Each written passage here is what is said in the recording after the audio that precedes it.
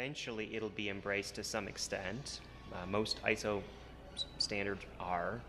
I don't get the sense that it's going to be widely embraced early.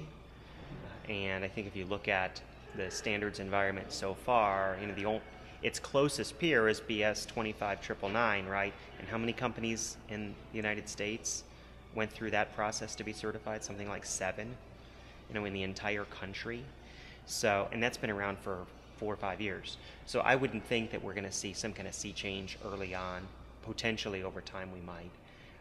I think that the vast majority of people will not seek to be certified to the standard, even if they do embrace it to some extent.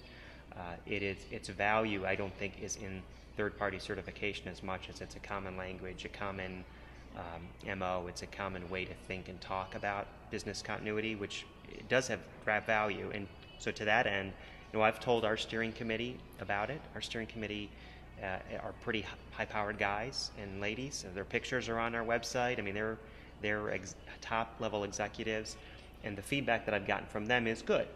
Let's keep informed. Let's keep talking about this. So I think they're willing, if there's a business case, to embrace it. If it makes our life more efficient, which it could, because we operate in 25 countries.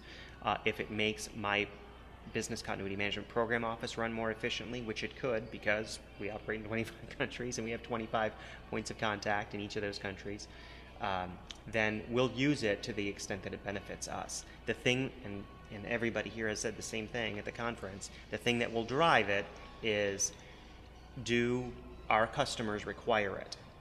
If they require it or allude to it, then we're going to be more interested in it than if it's just something that we're trying to maximize some kind of internal efficiency by embracing it and passing it along.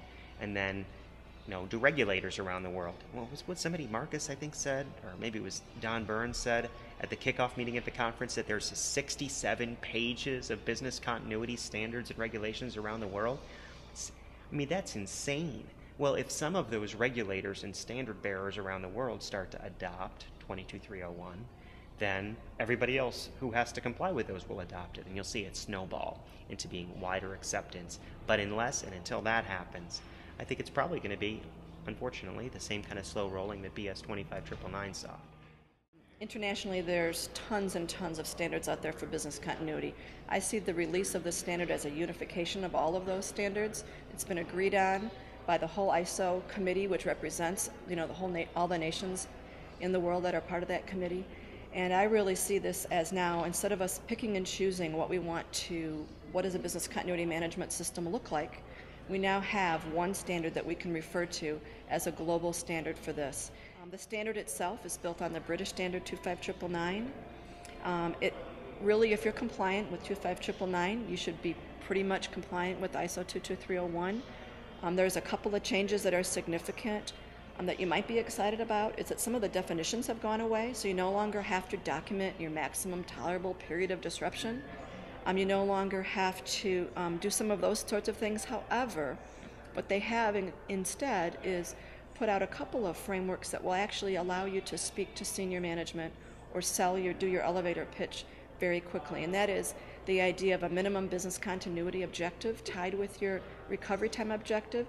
So if something bad happened to your organization, you're going to be able to, how much of your organization, whatever your products and services are, how much can we produce, and when will we be able to produce it at our current planning level?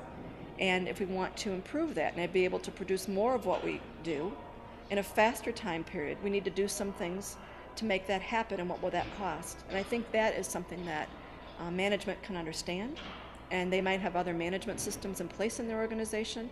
This would just be tied into that whole system approach, and this will just really grow and mature the business continuity management program and profession internationally.